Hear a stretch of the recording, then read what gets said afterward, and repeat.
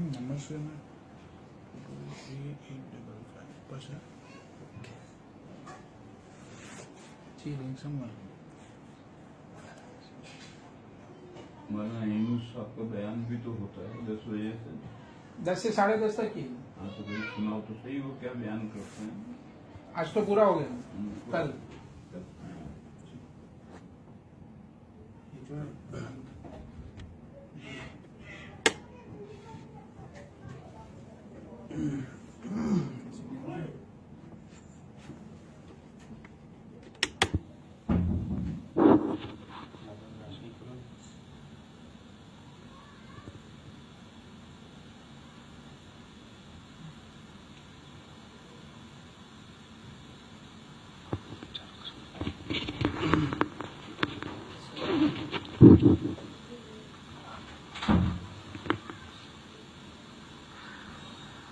أعوذ بالله من الشيطان الرجيم.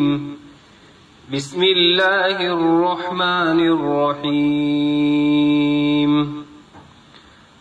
ألف لام ميم. ذلك الكتاب لا ريب فيه هدى للمتقين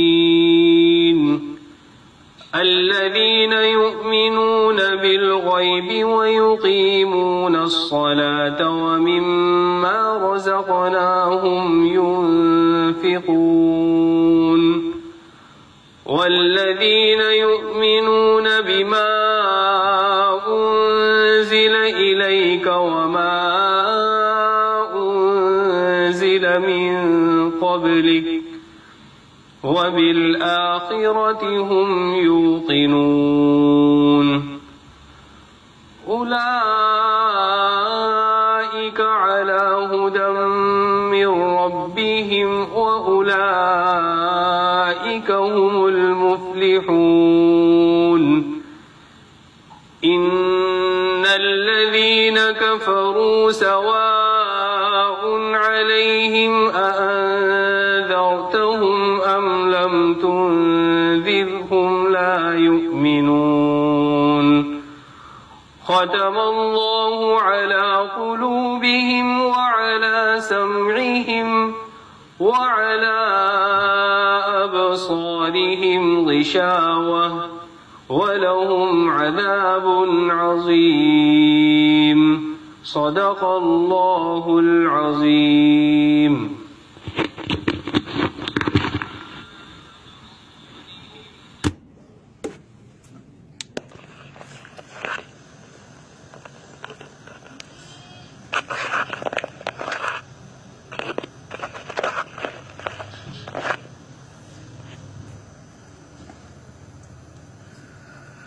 الحمد لله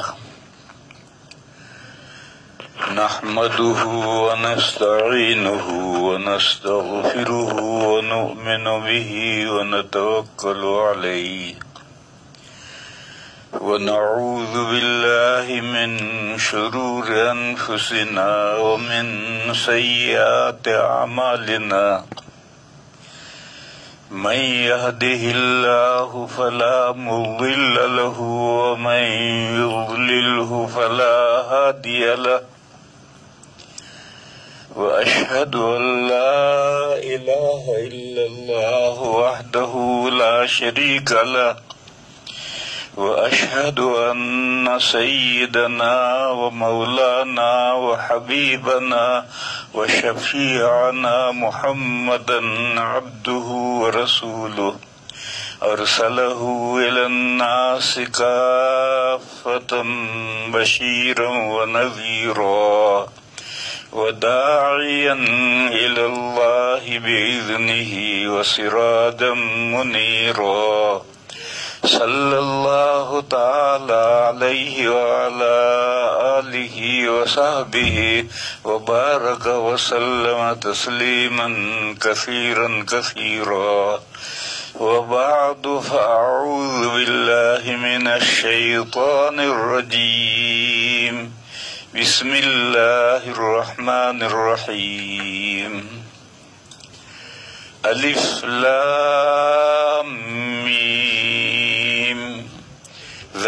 ذالک الکتاب لا ریب فیہ ھدی للمتقین۔ صدق اللہ مولانا العظیم۔ بزرگوں اور بھائیوں، سورہ فاتحہ کی تفسیر میں نے عرض کی تھی کہ سورہ فاتحہ میں دین کے 3 بنیادی مسئلے بیان کیے گئے ہیں۔ سب سے پہلے توحید الوہیت بیان کی ہے کہ پوری کائنات کا معبود صرف ایک اللہ ہے، جو سارے جہانوں کا رب ہے، جو سارے جہانوں کو عدم سے وجود میں لایا ہے، ان کے بقا کا سامان کیا ہے، اور پھر ان کی رہنمائی کی ہے کہ انہیں کس طرح سے زندگی گزارنی ہے۔ اور یہ وہ اس لیے کر رہا ہے کہ اس کی ایک صفت عامہ ہے جو الرحمن میں بیان کی گئی ہے، اور ایک دوسری صفت خاصہ ہے جو مومنین کے لیے ہے، جس کا ذکر رحیم میں آیا ہے۔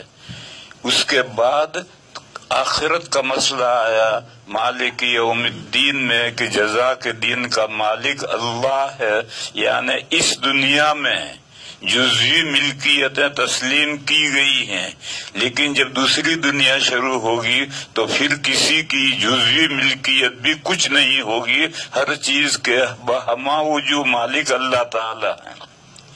پھر اس کے بعد میں ایک منتقل ہونے کی، ایک مضمون سے دوسرے مضمون کی طرف منتقل ہونے کی آیت آئی ہے، گریز کی آیت آئی ہے کہ ہم اللہ ہی کے، ہم آپ ہی کی، یعنی اللہ ہی کی بندگی کرتے ہیں، کسی اور کی بندگی نہیں کرتے، اور آپ ہی سے سوال کرتے ہیں، اور سوال سے یہاں مراد دہائی دینا ہے، امداد چاہنا ہے، استمداد کے لیے۔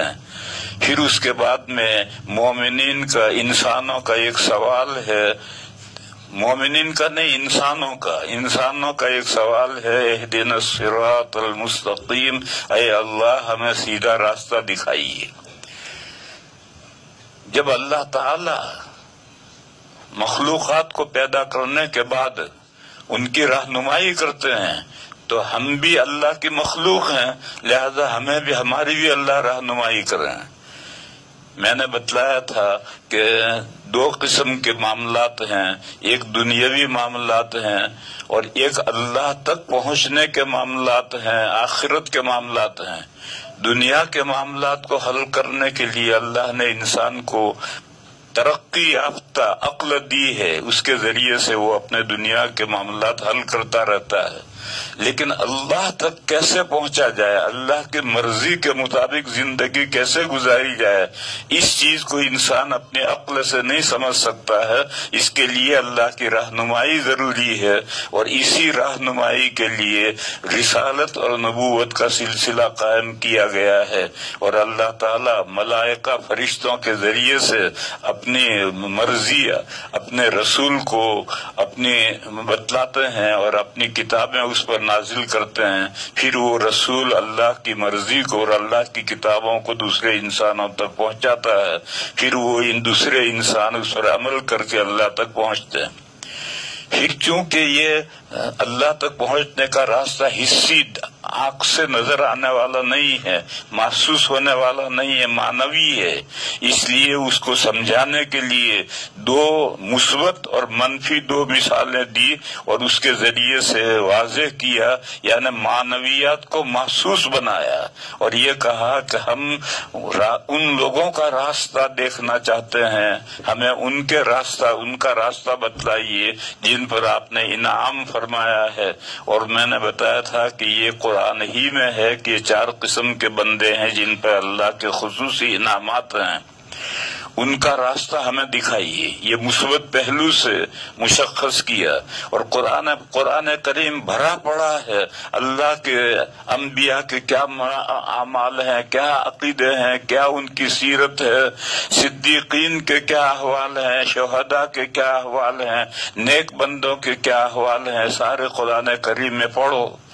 پھر اس کے بعد منفی پہلو سے مشخص کیا کہ جو بندے اللہ کے راستے سے اتنے دور جا پڑے کہ اب ان کے واپس لوٹنے کی کوئی امید نہیں رہی، ایسی صورت جب ہو جاتی ہے تو پھر قرآن کی تعبیر یہ ہے کہ اللہ تعالیٰ نے ان کے دلوں پر مہر کر دی، ختم اللہ علی قلوبہم، اللہ تعالیٰ ان کے دلوں پر مہر کر دیتے ہیں۔ یہ مہر کوئی حصے نہیں ہے، یہ مہر بھی معنوی ہے، یعنی انہوں نے ایمان لانے کی صلاحیت بالکل کھو دی، ان کے اندر ایمان لانے کی صلاحیت برائے نام بھی باقی نہیں رہی۔ ایسے بندے مغضوب علیہم ہیں جن پر اللہ کا سخت غصہ بھڑکتا ہے، اور دوسرے وہ ہیں کہ جو صحیح راستے سے بے راہ تو ہو گئے لیکن تھوڑے ہٹے ہیں، اگر یہ غلط راستے پر چلتے رہیں گے تو معلوم نہیں کہاں پہنچیں گے، اور اگر وہ یو ٹرن کر لیں اور واپس صحیح راستے پر آ جائیں تو اس کی امید ہوتی ہے۔ ایسے لوگ گمراہ کہلاتے ہیں، راستہ اللہ کا راستہ گم کرنے والے کہلاتے ہیں۔ یہ سارا رسالت کا مسئلہ تھا۔ تو توحید، آخرت اور رسالت، تین مسئلے جو فطری ترتیب ہے وہ یہ ہے کہ توحید کے بعد رسالت کا مسئلہ آتا ہے۔ کلمہ طیبہ ہے لا الہ الا اللہ محمد الرسول اللہ، توحید کے بعد رسالت کا مسئلہ آتا ہے، مگر سورہ فاتحہ میں توحید کے بعد آخرت کا مسئلہ آیا اور رسالت کا مسئلہ تیسرے نمبر پر کر دیا ہے۔ اس لیے اسے کیا ہے کہ آگے جو سورت شروع ہو رہی ہے وہ دلیل رسالت سے شروع ہو رہی ہے، رسالت کی رسول ہونے کی دلیل کیا ہے اس سے شروع ہو رہی ہے، اس لیے اس کو مؤخر کیا تاکہ اگلے مضمون کے ساتھ اس کا ربط ہو جائے۔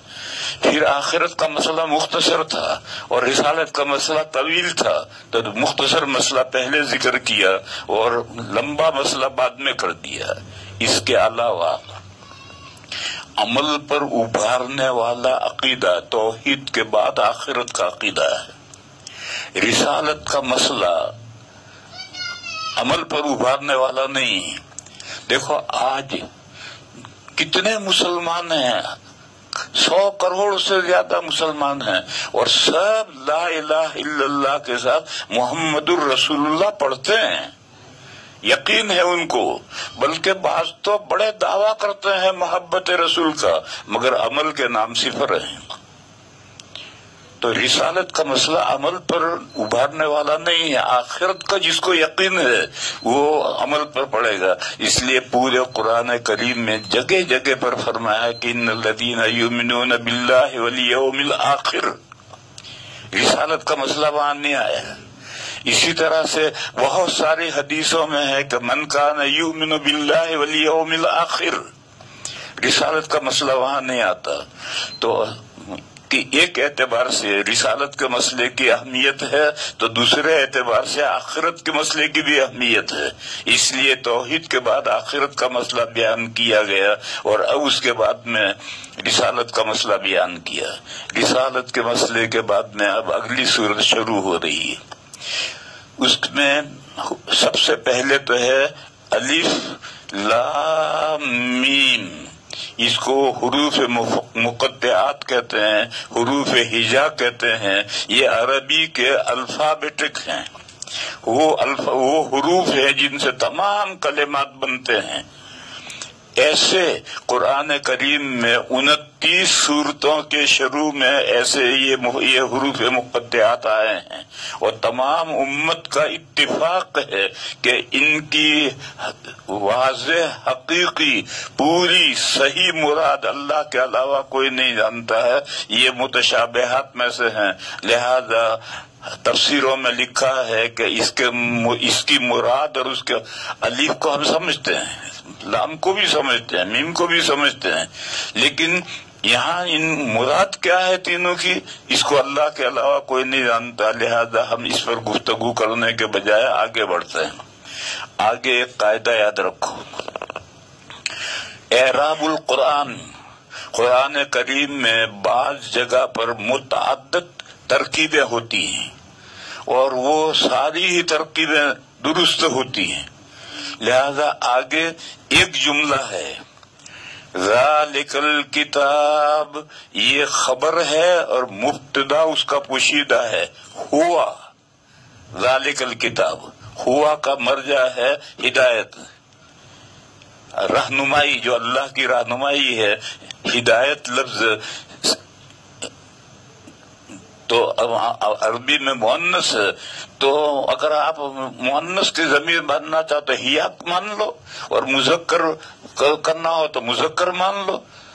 وہ ہدایت جو اللہ تعالیٰ سے بندوں نے مانگی ہے کہ ہمیں سیدھا راستہ دکھائیے، تو اللہ تعالیٰ نے فرمایا کہ وہ ہدایت یہ اللہ کی کتاب ہے، ذالک الکتاب۔ ذالک الکتاب، یہ اس میں اشارہ مشار الیہ ہیں، اور الکتاب میں جو الف لام ہے وہ عہد ذہنی کا ہے، یعنی خاص کتاب، ہر کتاب نہیں، خاص کتاب یعنی اللہ کی کتاب۔ یہ اللہ کی کتاب، یہ وہ ہدایت ہے، ذالک الکتاب۔ پھر اس کے بعد میں اس اللہ کی کتاب کے دو وصف ذکر کیے، ایک تو ایک لا ریب فیہ، اس اللہ کی کتاب میں کوئی ڈاؤٹ فل بات نہیں ہے، کوئی قابل اعتراض بات نہیں ہے، کوئی ایسی بات جس پر آدمی انگلی رکھے اور یہ کہے کہ یہ بات صحیح نہیں ہے، ایسا پورے قرآن کریم میں ایسی کوئی بات نہیں ہے۔ لا ریب فیہ، یہ جو فیہ آیا ہے اس میں معانقہ ہے، اور قرآن کریم میں 18 معانقے ہیں، یہ پہلا موقع ہے، اور آخری 18واں موقع ہے سورہ قدر میں سلام۔ یہ سلام یہ اس میں معانقہ ہے، اور جہاں معانقہ آئے گا تو ادھر بھی 3 نقطے ہوں گے، ادھر بھی 3 نقطے ہوں گے، جو اور بیچ میں جو لفظ ہوگا وہ معانقہ ہے۔ تنزل الملائکۃ والروح فیہا من کل امر سلام۔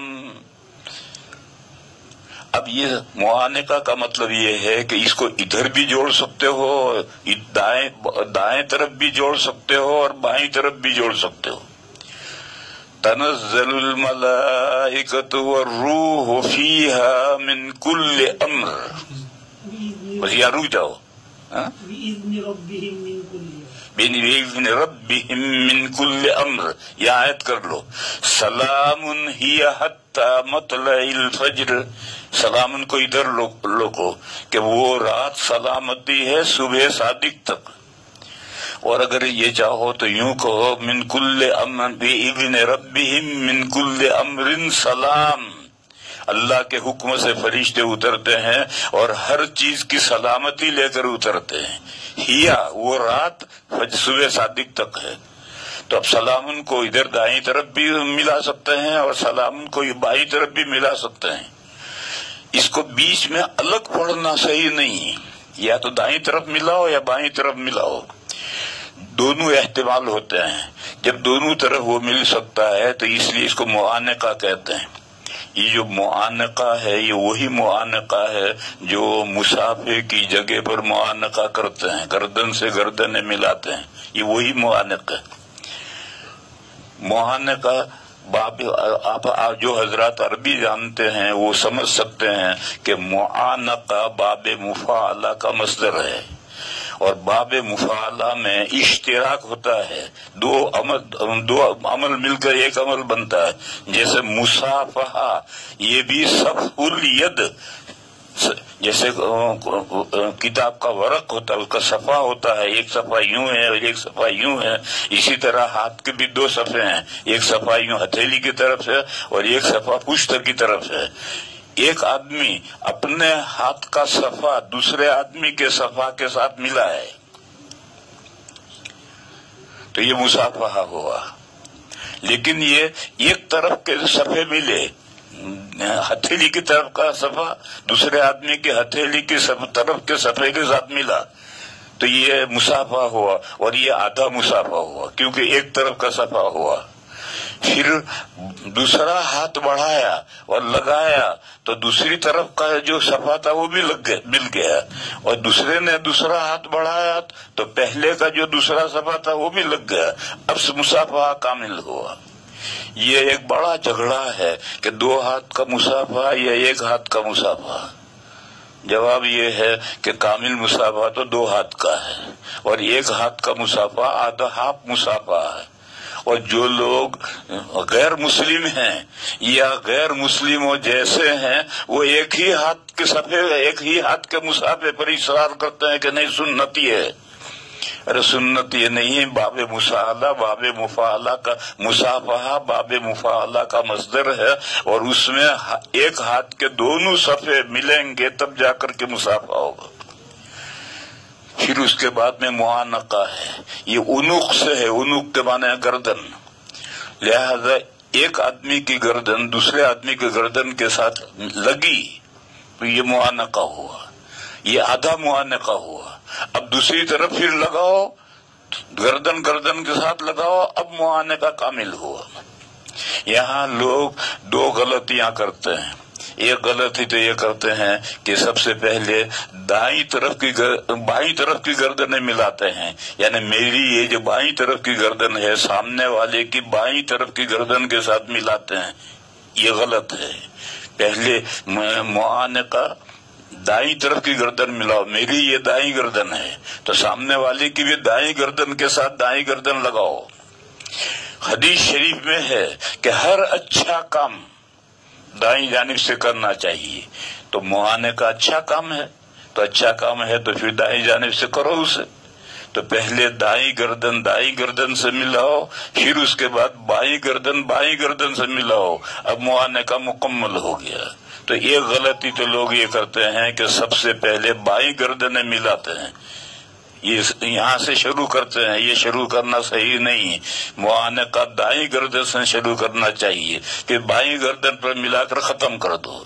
कुछ लोग फिर दोबारा दाई गर्दन से मिलाते हैं, तीसरी मर्तबा मुआने का करते हैं, ये भी गलती है। ये आबे जमजम का पानी पी रहे हैं, भाई मुआने का हो गया, फिर तीसरी ये कहा ये गलती क्या, वो जो बाई तरफ से शुरू किया था दाई को, तो अब उसकी नुकसान की तलाफी करने के लिए दाई तरफ से आखिर में खत्म किया। इस तरह से नुकसान की तलाफी थोड़ी होगी। बहरहाल मैं कह रहा था कि ये जो हम मुआने का करते हैं, यहाँ एक रुक कर एक बात और समझ लो। अस्सलामु अलैकुम, जवाब वालेकुमुस्सलाम, ये तहियतुल इस्लाम है।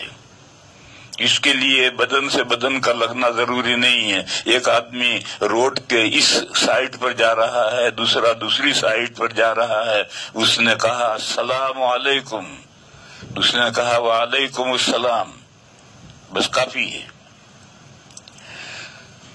और अगर दूर है और हाथ से सिर्फ इशारा कर दे तो कोई सलाम नहीं। हाँ, मुंह से कहो अस्सलाम वालेकुम और ये सोचा कि बहुत दूर है मेरा क्या सलाम वालेकुम कहना वो सुनेगा नहीं, तो हाथ का थोड़ा इशारा कर दिया और वो भी जवाब में वालेकुम सलाम मुंह से कहे और फिर इशारा करे, तो इसमें तो कोई हर्ज नहीं। लेकिन सिर्फ इशारा दोनों ने कर दिया तो ये कोई इस्लाम में कोई सलाम नहीं। बहरहाल एक तो सलाम है, इसमें मुंह से अस्सलाम वालेकुम भी कहना जरूरी है और उसका ये कहना तो सुन्नत है और उसका जवाब वालेकुम सलाम देना वाजिब है और ये तहियतुल इस्लाम है। इसके लिए बदन से बदन का लगना जरूरी नहीं।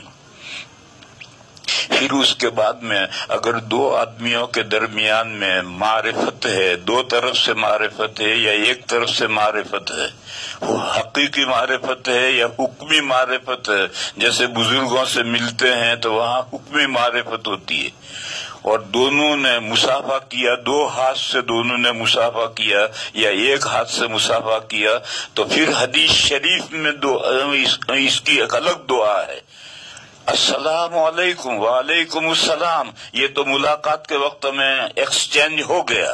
फिर उसके बाद मुसाफा करने के बाद में कहो यगफिरुल्लाहु लना व लकुम, अल्लाह हमारी बख्शिश करें और आपकी बख्शिश करें। अरबी जानते हो अरबी में कहो और अगर अरबी नहीं जानते हो तो अपनी जुबान में अपनी भाषा में कहो कि अल्लाह हमारी बख्शिश करें आपकी बख्शिश करें। ये भी दिल में कहना काफी नहीं है, मुंह में होठों में कहना काफी नहीं है। जैसे सलाम जहरन कहकर सुनाना है, ऐसे ये दुआ भी सामने वाले को सुनाओ और सामने वाला यही दुआ जवाब में भी कहे कि अल्लाह हमारी मग़फ़िरत करे, आपकी भी मग़फ़िरत करे। ये मुसाफे की दुआ है। और अबू दाऊद शरीफ में हजरत बराई इब्न आजिब रदी अल्लाह ताला अन्हु की 2 हदीसें हैं, और वो दोनों हदीसें मिशकात शरीफ में बाबुल मुसाफा में उठाई गई हैं। एक हदीस तफसीली है और एक हदीस मुख्तसर है। मुख्तसर हदीस ये है कि जब 2 मुसलमान मिलते हैं और मुसाफा करते हैं तो उनकी बख्शिश हो जाती है। ये तो मुख्तसर हदीस है। और इसी की मुफस्सल हदीस है, इज़ल तक़ल मुस्लिमान फतसाफ़हा व हमिदल्लाह वस्तग़फ़राहु गुफ़िर लहुमा। जब 2 मुसलमान मिलते हैं, लिहाजा 2 गैर मुस्लिम मिले या एक मुसलमान या गैर मुस्लिम मिले, इसके लिए ये मग़फ़िरत नहीं है। 2 मुसलमान मिले, 2 मुसलमान मिल करके आपस में एक दूसरे से मुसाफा करें। अगर मुसाफा करे बगैर दुआएं देंगे तो उससे मग़फ़िरत नहीं होगी, मुसाफा भी करना है। फिर उसके बाद में एक दूसरे को दुआ दें मग़फ़िरत की। देखो दुआएं 2 हैं, एक इस दुनिया की सलामती है, ये तो दे दिया अस्सलामु अलैकुम व अलैकुमुस्सलाम, तुम जियो। उसने कहा तुम भी जियो, यानी खैरियत से रहो, सलामती से रहो। अब उसके बाद दूसरी आखिरत की सलामती है कि अल्लाह हमारी भी बख्शिश करें, आपकी भी बख्शिश करें। ये आखिरत की सलामती है, इससे आगे फिर कोई दुआ नहीं। ये दुआ दो। फिर उसके बाद में अगर 2 बंदों के दरमियान में बहुत ज्यादा मारिफत है, गायत मारिफत है, तो फिर मुसाफा हट जाएगा। पहले सलाम करो। मजमुउज़ ज़वाइद और मंबउल फ़वाइद में हजरत अनस रदी अल्लाह ताला अन्हु की हदीस है कि नबी पाक सल्लल्लाहु अलैहि वसल्लम जब तक सलाम नहीं कर लेते थे मुसाफा नहीं करते थे। लिहाजा सलाम और जवाब सलाम तो मुलाकात होती ही होगा। फिर उसके बाद में मारिफत है एक तरफा या 2 तरफा, हकीकी या हुक्मी, और मुसाफा करते हो तो मुसाफे की दुआ अलग है। फिर उसके बाद में अगर गायत मारिफत है, बहुत ज्यादा ताल्लुकात हैं, तो फिर उसके बाद में मुआनका है। और मुआनका ये मुसाफे का अल्टरनेटिव है, उसका कायम मकाम है। लिहाजा अब मुसाफा नहीं है, मुसाफे की जगह पर मुआनका है। पहले 2 हाथ मिलाए थे, अब दोनों पूरी गर्दन मिलानी है। और अब वही जो मुसाफे की दुआ है वही दुआ यहाँ आएगी। ये तो बीच में मैंने मसाइल थोड़े बयान कर दिए। असल बात तो मैं कह रहा था कि कुरान करीम में 18 मुआनके हैं, यानी 18 जगह पर ऐसे टुकड़े हैं कि वो दाईं तरफ भी मिल सकते हैं और बाईं तरफ भी मिल सकते हैं, और दोनों सूरतों में मतलब अलग अलग होगा। यहाँ फी ही ये इसमें मुआनका है। फी ही से इधर दाईं तरफ भी 3 नुक्ते होंगे और बाईं तरफ भी 3 नुक्ते होंगे। लिहाजा फी ही को ला रईबा के साथ भी मिला सकते हो और मुत्तकीन के साथ भी मिला सकते हो। ला रईबा फी, ये वो हिदायत ये अल्लाह की किताब है, जिस किताब में जरा शक की कोई बात नहीं है, खटक की कोई बात नहीं है। हुदल लिल मुत्तकीन, ये किताब परहेजगारों के लिए, यानी मुसलमानों के लिए, यानी जो कुफ्र व शिर्क से बचे हुए हैं उन मुत्तकियों के लिए।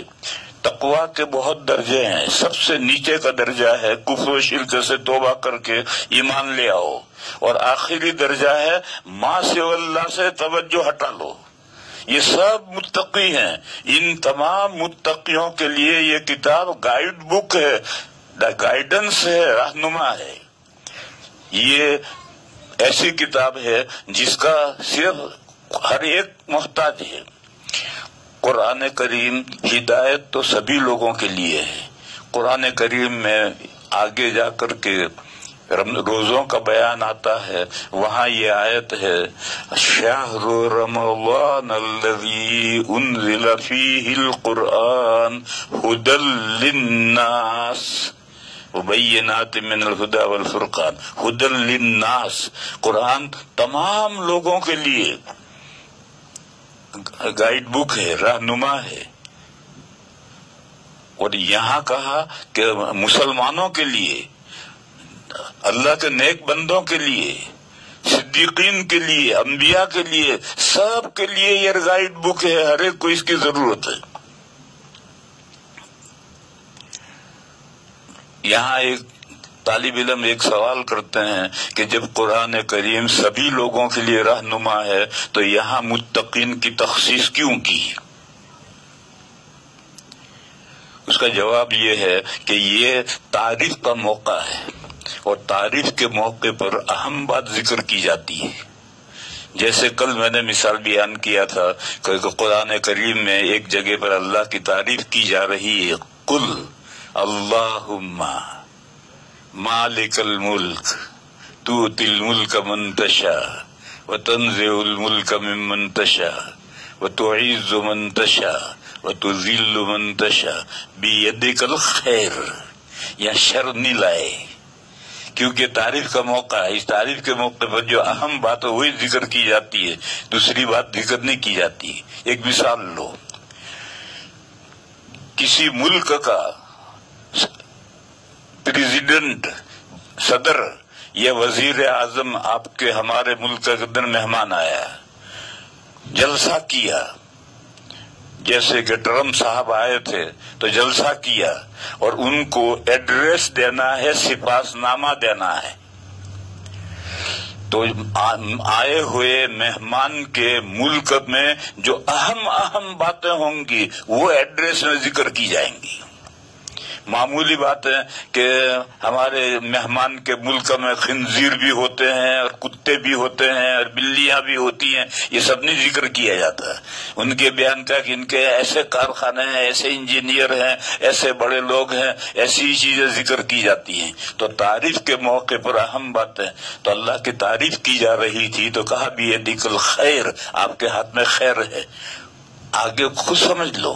لیکن جب کسی ملک کی ہسٹری لکھنی ہو، تاریخ لکھنی ہو، تو پھر ملک کی ہر چیز لکھنی پڑتی ہے اس میں. تو وہاں قرآن کریم کے شہر رمضان الذی انزل فیہ القرآن ھدی للناس، قرآن کی ماہیت، حقیقت، کیوں قرآن رمضان میں اتارا ہے کہ سارے انسانوں کے لیے رہنما ہے. اور یہاں پہلی آیت میں قرآن کی اوصاف بیان ہو رہے ہیں، خوبیاں بیان ہو رہی ہیں، اس لیے یہاں ھدی للمتقین کہا، ھدی للناس نے کہا.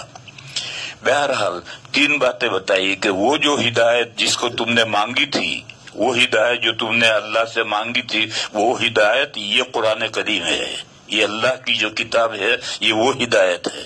اور ہوا مذکر ضمیر بھی پوشیدہ مانند، کیونکہ لا ریب فیہ کی ضمیر بھی اسی کی طرف لوٹ رہی ہے، اگرچہ بتاویل کتاب ہو کر ہدایت کی طرف لوٹے گی. لیکن بہرحال محذوف کے اندر مذکر مؤنث کا کچھ زیادہ فرق اہتمام نہیں کرتا.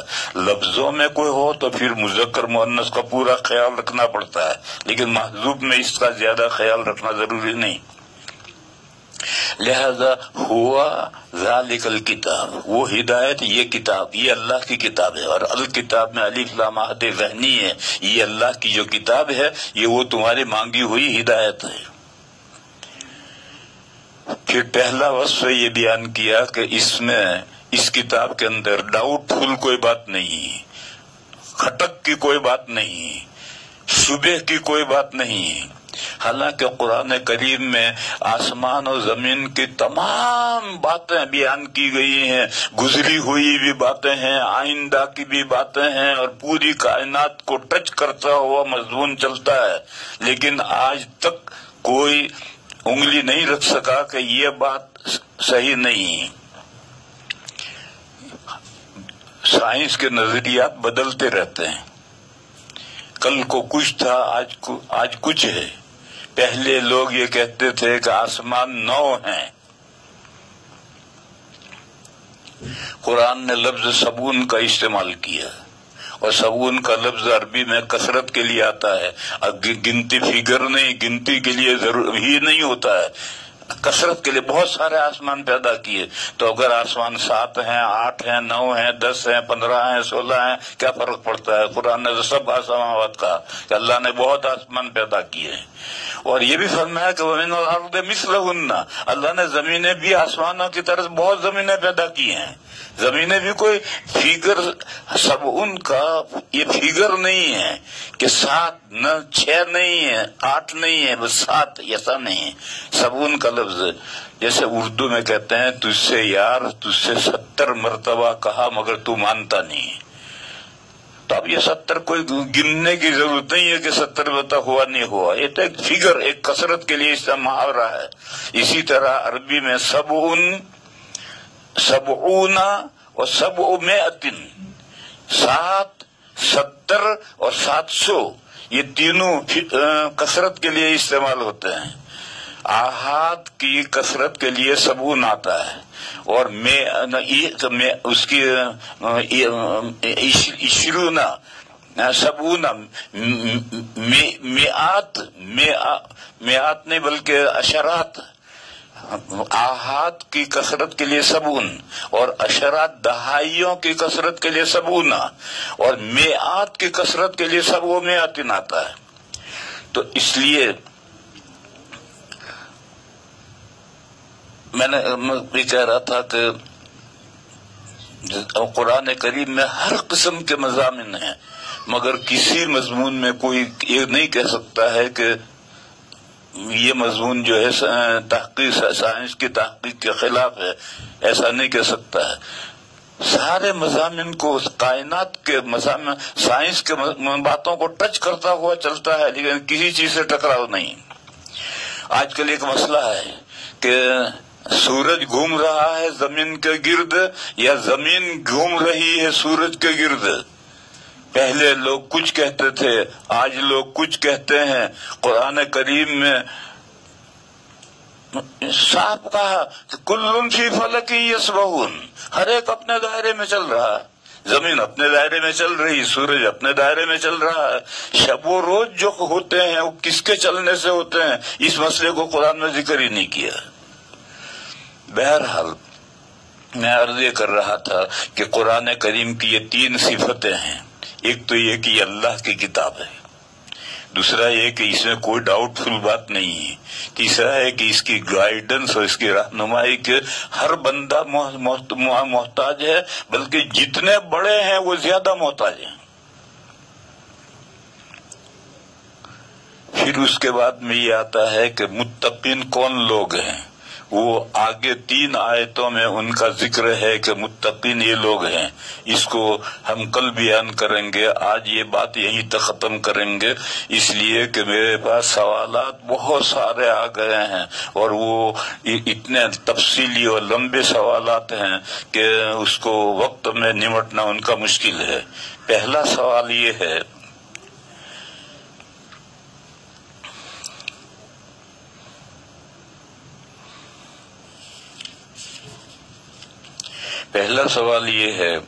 کہ نماز میں قرآن شریف میں دیکھ کر پڑھ سکتے ہیں نہیں پڑھ سکتے ہیں.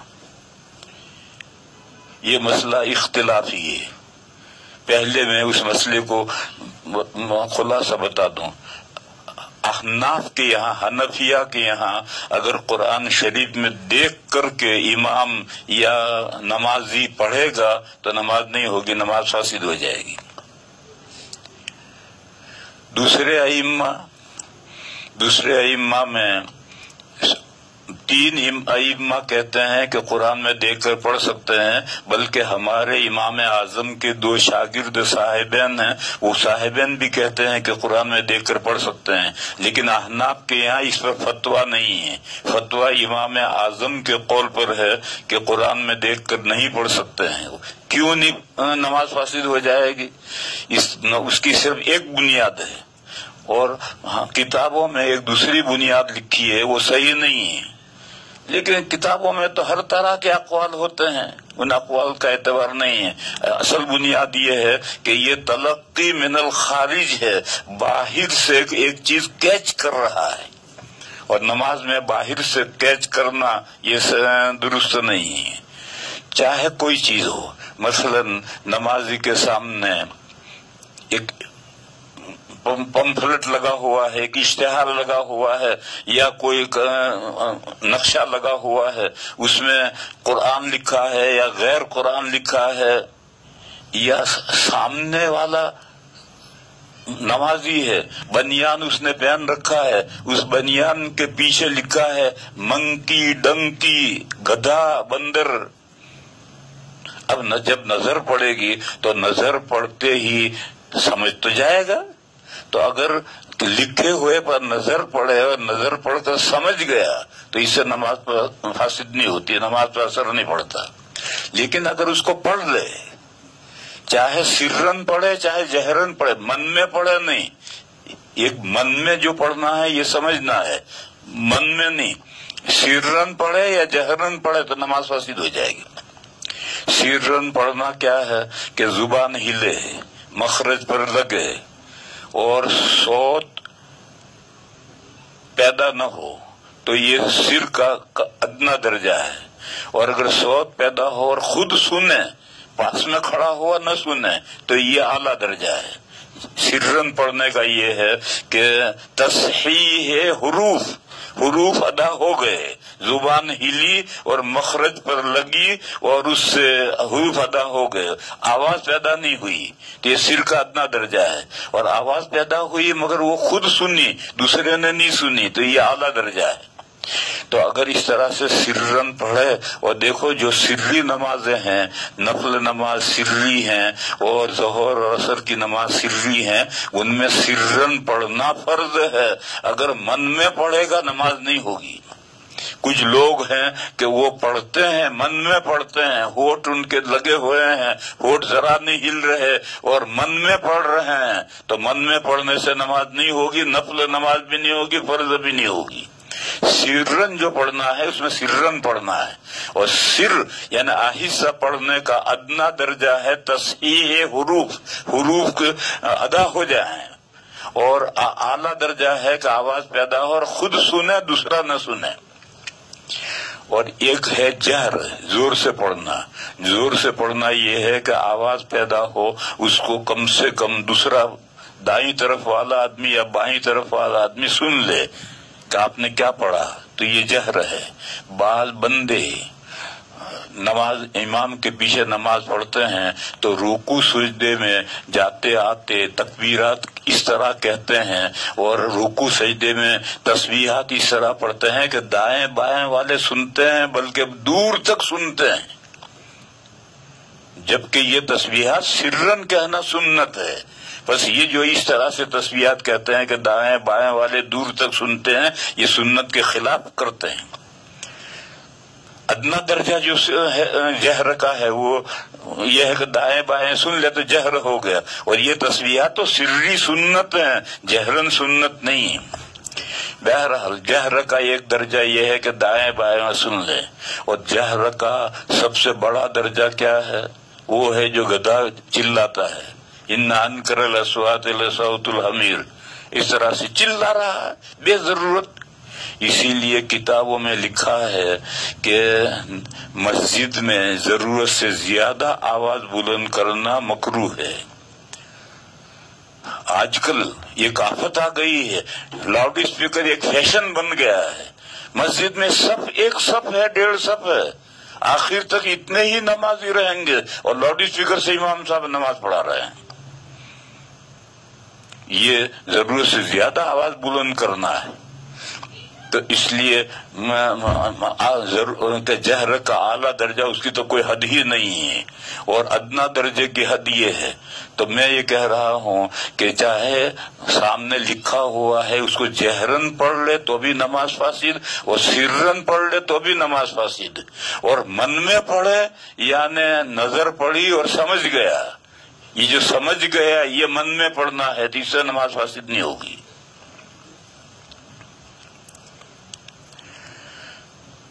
چاہے وہ سامنے قرآن کریم رکھا ہوا ہو اور اس کو دیکھ کر کے اس نے سرن یا جہرن پڑھا تو نماز فاسد ہوگی، یا قرآن کریم کے علاوہ کچھ بھی پڑھ رکھا ہوا ہو، وہ اردو میں ہو، فارسی میں ہو، انگریزی میں ہو، کسی بھی زبان میں ہو، اور اس کو جہرن یا سرن پڑھ لیا تو نماز فاسد ہوگی۔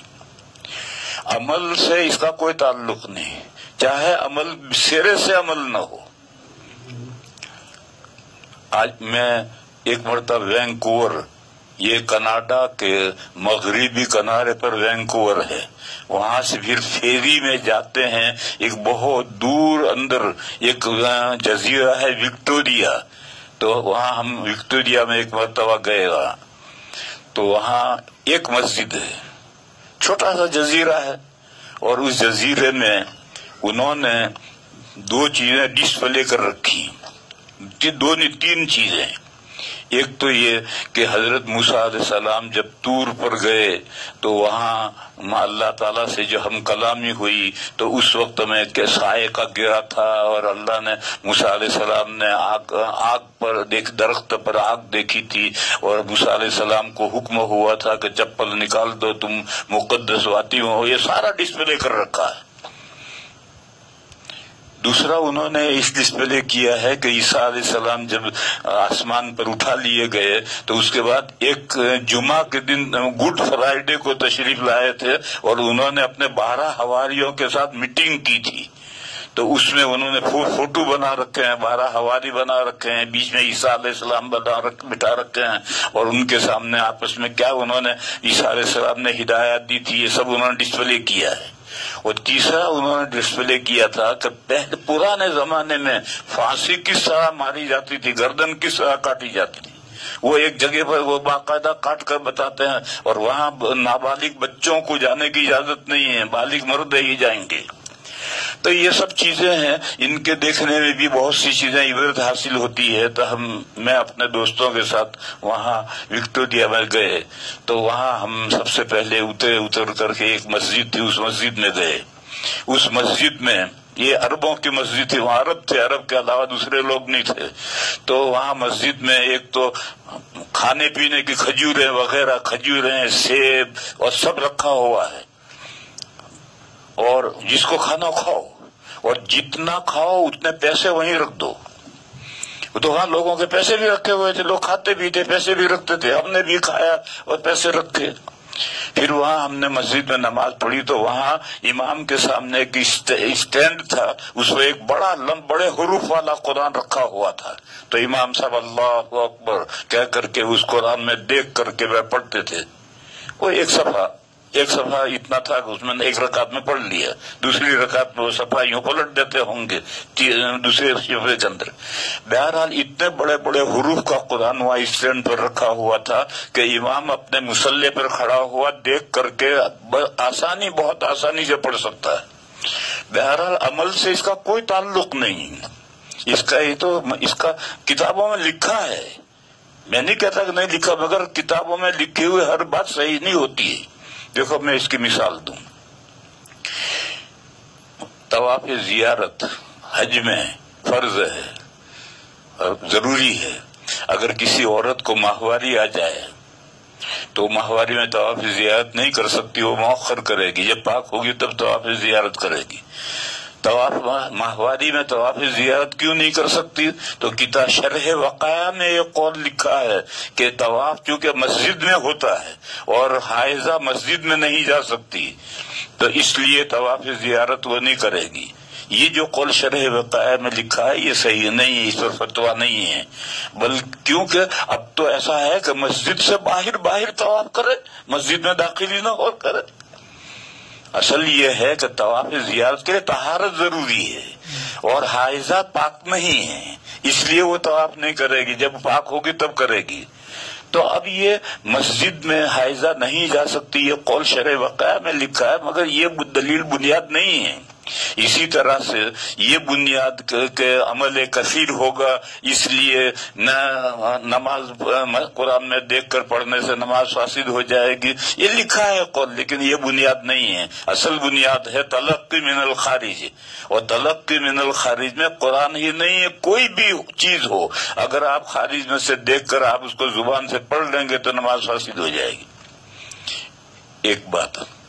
دوسری بات یہ میں کہہ رہا تھا کہ دیکھو تقلید واجب ہے، تقلید فرض ہے، لیکن قرآن میں جو احکام ہوتے ہیں ان کو فرض کہتے ہیں، لیکن جو اس سے نیچے کے احکام ہے اس کے لیے واجب کا لفظ استعمال کرتے ہیں۔ تقلید واجب ہے، اور تقلید کے علاوہ تقلید شخصی بھی واجب ہے، اور یہ دو مسئلے بہت ہلکے پھلکے مسئلے ہیں، کوئی بہت لمبے چوڑے مسئلے نہیں ہیں۔ تقلید کیوں ضروری ہے؟ ایک سوال کا جواب دو، کیا ہر مسلمان اس پوزیشن میں ہے کہ اپنی ہر دینی ضرورت قرآن و حدیث میں سے خود نکال لے اور اس پر عمل کرے؟ جواب دو۔ جواب یہ کہ ایسا ہر مسلمان اس پوزیشن میں نہیں ہوتا۔ سوال یہ تھا کہ کیا ہر مسلمان اس پوزیشن میں ہے، اس حالت میں ہے کہ اپنی ہر دینی ضرورت قرآن و حدیث میں سے خود نکال کر عمل کرے؟ اس پوزیشن نہیں ہے تو پھر کیا کرے گا؟ دین پر عمل کرنا تو ہر مسلمان کو ضرورت ہے، ضروری ہے، تو جب ہر مسلمان اس پوزیشن میں نہیں تو کرے گا کیا؟ یہی ہے کہ جو دین جاننے والے ہیں ان سے پوچھ لیں۔ قرآن میں یہی ہے، فَاسْأَلُوا أَهْلَ الذِّكْرِ إِن كُنتُمْ لَا تَعْلَمُونَ، اگر تم دین کی باتیں نہیں جانتے ہو تو جو دین کی باتیں جاننے والے ان سے پوچھو۔ اسی کا نام تقلید ہے، اور یہ عقلی اور بدیہی مسئلہ ہے کہ ہر مسلمان اس پوزیشن میں نہیں ہے کہ وہ اپنے ہر دینی ضرورت قرآن و حدیث میں سے نکال سکے۔ جب نہیں ہے تو پھر کیا کرے گا؟ یہ آیت ہے، فَاسْأَلُوا أَهْلَ الذِّكْرِ إِن كُنتُمْ لَا تَعْلَمُونَ، لہذا پوچھ کر عمل کرے گا، اسی کا نام تقلید ہے۔ پھر مسئلہ آئے گا کہ تقلید شخصی کیوں ضروری ہے؟ بھئی جو بھی دین جاننے والا ہے اس سے پوچھے۔ صحابہ کے دور تک تقلید شخصی نہیں تھی، تقلید شخصی صحابہ کے بعد تابعین کے زمانے سے شروع ہوئی۔ سب سے پہلے دو فکر بنے، حجازی فکر اور عراقی فکر، اور پھر حجازی فکر میں سے مالکی بنے، شافعی بنے، حنبلی بنے۔ صحابہ کے زمانے میں تو جو بھی دین جاننے والا ہے اس کو ملتے تھے، اسے مسئلہ پوچھتے تھے، وہ بتاتا تھا، اس پر عمل کرتے تھے۔ اب معین شخص یعنی اسکول آف تھاٹ، ایک معین مکتب فکر کی فالو کرنا، پیروی کرنا ضروری ہے۔ ایسا کیوں؟ جو کوئی بھی دین جاننے والے سے پوچھ کر عمل کر رہا تو کیا حرج ہے؟ وہ بھی بہت موٹا سیمپل مسئلہ ہے، موٹا واضح ہے۔ وہ یہ ہے کہ دین کا کیا مقصد ہے؟ جو اللہ نے دین نازل کیا ہے اور ان سے کہا کہ میرے اس دین کو قبول کرو، ایمان لاؤ اور اس دین پر عمل کرو، تو اس دین کا کیا مقصد ہے؟ اس دین کا مقصد ہے تدین، دیندار ہونا۔ اب اگر آپ معین مکتب فکر کی تقلید کو ضروری نہیں کریں گے کہ جہاں تیرا الو سیدھا ہو جائے وہاں سے مسئلہ پوچھا، بیوی کو 3 طلاقیں دے دی غصے میں، اور جب کہا کہ 3 ہو گئی تو غیر مقلد مفتی کے پاس گیا، اس نے کہا یہ ہوئی یا نہیں ہوئی، ادھر سے مسئلہ پوچھ کر اپنا الو سیدھا کر لیا۔ تو اگر آپ کوئی معین کھوٹے کے ساتھ نہیں باندھو گے تو تدین مسلمانوں میں باقی نہیں رہے گا، تشاہی شروع ہو جائے گی۔ تشاہی، من مانی، جو جی چاہے گا اسی کو دین بنا لے گا جو جی چاہے۔ ایک قصہ مجھے یاد آیا، ہارون رشید رحمت اللہ علیہ کے زمانے میں، یہ بہت اچھا بادشاہ تھا ہارون رشید۔ اس کے زمانے میں ایک بندہ، ایک بڑا شخص، بڑا آدمی ایک کتاب لکھ کر لایا۔ اس زمانے میں کتابیں جب بڑی انوکھی کتابیں، بڑی کتاب لکھتے تھے تو بادشاہ کو پیش کرتے تھے، بڑا انعام ملتا تھا۔ تو بادشاہ کو جا کر پیش کی تو بادشاہ نے پوچھا بھئی تیری کتاب میں تو نے کیا لکھا ہے؟ تو اس نے کہا کہ میں نے اپنی کتاب میں ہر چیز کو جائز کیا ہے،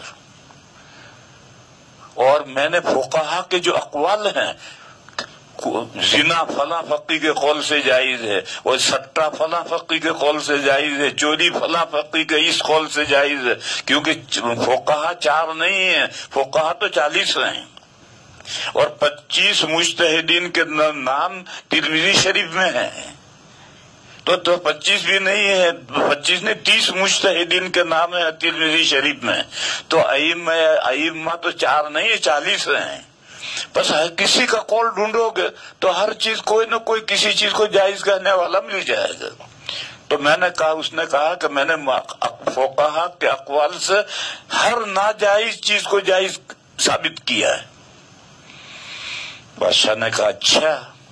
ایک آدمی سے کہا کتاب لے، اور لے کر اس کے سر پہ بجا، اتنا بجا کہ یہ ریزہ ریزہ چورا چورا ہو جائے۔ وہ بڑی بہترین جلد بنا کر لایا تھا بادشاہ کو پیش کرنے کے لیے، اس نے لے کر مارنا شروع کیا، ریزہ ریزہ ہو گیا، کہا تیرا یہی نام ہے۔ تو میرے بھائیوں، اگر ایک کھوٹے سے نہیں باندھا جائے گا تو پھر یہ صورتحال پیش آئے گی، تشہیر شروع ہو جائے گی۔ آج کل اکیڈمیوں کا دور چل رہا ہے، آج کل اجتماعات ہو رہے ہیں، اور آج کل کوشش کر رہے ہیں کہ کسی بھی فقی کا کوئی قول مل جائے تو اس کو لے کر کے چیز کو جائز کر دو، حلال کر دو۔ ایسا کرنے جاؤ گے تو پھر سارے دین کا کباڑہ ہو جائے گا، تشہیر شروع ہو جائے گی، تدین باقی نہیں رہے گا۔ اس لیے میرے بھائیوں، اس مسئلے کو سمجھو کہ تقلید بھی واجب ہے اور شخصی تقلید بھی واجب ہے۔ اور تقلید کے معنی کیا ہے؟ تقلید کے معنی غلط فہمی پیدا کی ہے۔ کا تقلید یہ ہے کہ ہم اپنے گلے میں پٹا ڈالو اور اس میں رسی باندھ کر کے دوسرے کو دے دو کہ لے مجھے جہاں تو چاہے لے جا۔ یہ تقلید ہے، یہ تقلید نہیں، یہ تقلد ہے۔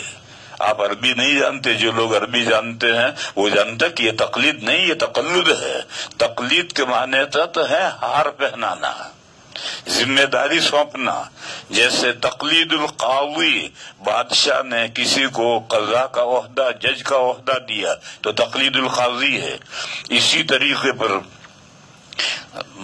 کسی کو کوئی لیڈر تھا، اس کو پھول ہار پہنایا تو یہ تقلید ہے، ہار پہنانا۔ تو ائمہ تو بہت گزرے ہیں، 40 ائمہ گزرے ہیں، لیکن جس سے عقیدت ہے، اس نے اپنی عقیدت کا جس کو ہار پہنایا ہے، یہ اس کی تقلید کر رہا ہے کہ میں ابو حنیفہ کی تقلید کر رہا ہوں، یعنی میں نے اپنی عقیدت کا ہار ابو حنیفہ کو پہنایا ہے۔ میں شافعی ہوں، یعنی میں نے اپنی عقیدت کا ہار امام شافعی کو پہنایا ہے۔ میں مالکی ہوں، یعنی اپنی عقیدت کا ہار امام مالک کو پہنایا ہے۔ تو دوسرے کو عقیدت کا ہار پہنانا، پھر اس نے قرآن و حدیث کو سامنے رکھ کر جو دین پیش کیا ہے اس پر عمل کرنا، اس کا نام ہے اتباع، فالوئنگ۔ اس کا نام ہے اتباع، فالوئنگ۔ ایک مثال میں دیا کرتا ہوں۔ آج کے پلین سے 3 لیڈر آ رہے ہیں، ایک کانگریس کا لیڈر آ رہا ہے، ایک بی جے پی کا لیڈر آ رہا ہے، ایک کمیونسٹ کا لیڈر آ رہا ہے۔ تو تینوں پارٹیوں کے ورکر پھول ہار لے کر کے ایئرپورٹ پر پہنچے ہیں ویلکم کرنے کے لیے، استقبال کرنے کے لیے۔ پلین لینڈ ہوا، لوگ پیسنجر اتر کر آنے لگے۔ سب سے پہلے کانگریس کا لیڈر سب سے آگے آ رہا ہے، تو یہ جو باہر مجمع کھڑا ہے، اس میں جو کانگریس کے ورکر ہیں وہ ان میں ہلچل پیدا ہوگی، اور وہ اچھلیں گے، کودیں گے اور نعرے لگانے شروع کریں گے، مرحبا، مرد حیا، ویلکم۔ پھر جب وہ امیگریشن سے گزر کر آئے گا تو یہ جو ورکر ہیں یہ سب مالائیں ہار پہنائیں گے۔ پھر وہ جب چلے گا تو اس کے پیچھے پیچھے یہ چلیں گے۔ یہ جو مالائیں پہنائی یہ تقلید ہے، اور پھر جو یہ چلا اس کے پیچھے جا رہے ہیں یہ اتباع ہے، یہ فالوئنگ ہے۔ اور دوسرے 2 پارٹیوں کے ورکر کھڑے رہیں گے۔ پھر بی جے پی کا لیڈر نظر آیا تو اس کے ورکر اچھلیں گے کودیں گے، اور جب وہ آئے گا تو اس کے ساتھ بھی یہی عمل کریں گے. پھر کمیونسٹ والے چپ چاپ کھڑے ہیں، جب ان کا آخر میں ان کا لیڈر آئے گا تو وہ یہی اچھلیں گے کودیں گے اور وہ بھی یہی کریں گے. ٹھیک یہ مثال ہے مختلف عوارض سے. مختلف عوارض یہ کہ مثلا ہندوستان کا رہنے والا ہے تو اب ہندوستان میں جن اساتذہ سے پڑھا ہے وہ سب حنفی ہیں، تو اب طالب علم جو ہے وہ امام ابو حنیفہ کا ہی معتقد ہوگا. اور کیرالہ میں جو طالب علم پڑھا ہے تو وہاں اساتذہ شافعی ہیں تو ہر طالب علم امام شافعی کا معتقد ہوگا. اور سوڈان میں جو پڑھا ہے وہ امام مالک علیہ الرحمہ کے اساتذہ سے پڑھا ہے تو ان کا معتقد ہو. سعودیہ میں پڑھا ہے تو امام احمد کے اساتذہ سے پڑھا ہے. تو مختلف احوال کے اعتبار سے مختلف عقیدتیں ہوتی ہیں. بس جس کو جس سے عقیدت ہو گئی یہ اس کی تقلید کر رہا ہے اور اس کی معین آدمی کی تقلید کرنی ہے. اگر 4 ائمہ یا 40 مجتہدین میں سے کسی بھی کی تقلید کرو گے تو پھر دین داری باقی نہیں رہے گی، تدین باقی نہیں رہے گا، تشاہی شروع ہو جائے گی، منمانی شروع ہو جائے گی. اس لیے تقلید بھی ضروری ہے اور تقلید شخصی بھی ضروری ہے. ایک بات. دوسری بات میں نے یہ بتائی کہ اگر کسی اختلاف یا ائمہ کے درمیان میں ہر مسئلے میں اختلافات ہیں، اسی طریقے پر ایک ملت مثلا حنفی ہیں، حنفیہ کے درمیان میں بھی اختلافات ہیں. امام صاحب یہ کہتے ہیں، صاحبان یہ کہتے ہیں، پھر بات کے فقہا دونوں کے دلائل دیکھتے ہیں اور پھر اس کے بعد میں ضابطے بنے ہیں کہ کس مسئلے میں کس کے قول پر فتویٰ دیا جائے گا.